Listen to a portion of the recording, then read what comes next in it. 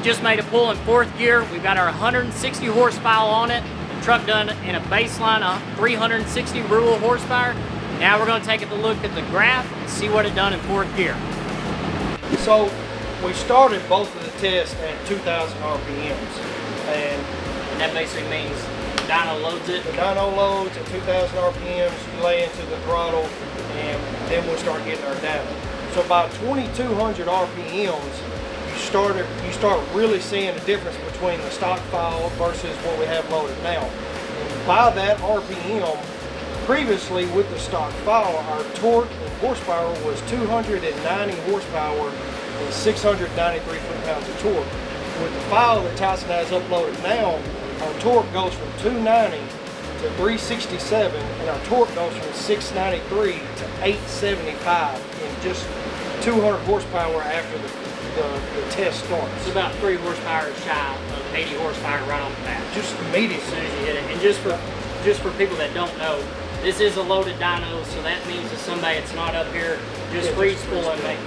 It's up here, it's loaded like you're going down the road by Mustang, and it says put this amount of force behind it. Right. And then when we carry on. So on our file, you can see in our data here, peak torque was made somewhere around 2,450 RPMs with this file in the truck.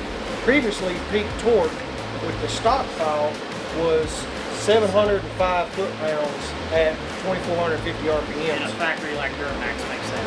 Yeah, and with our uploaded file that we have now, we're from 705 to 1,018. So that's decently 310 whatever foot-pounds more. Yep. And our horsepower at this RPM was 328 in the stock file, and it's up to 474 with this uploaded file. So way over 130 horse gain. Oh yeah. Way over 130 horse gain on the horsepower when your peak torque is coming in. So you're 474 horsepower. Now keep in mind, guys, all these is with a stock ram air box. We've seen 120 degree intake temps. Now when we were shifting it earlier, we've seen 200. So we know that stock air intake is a big port in the system when you're going back to back to back.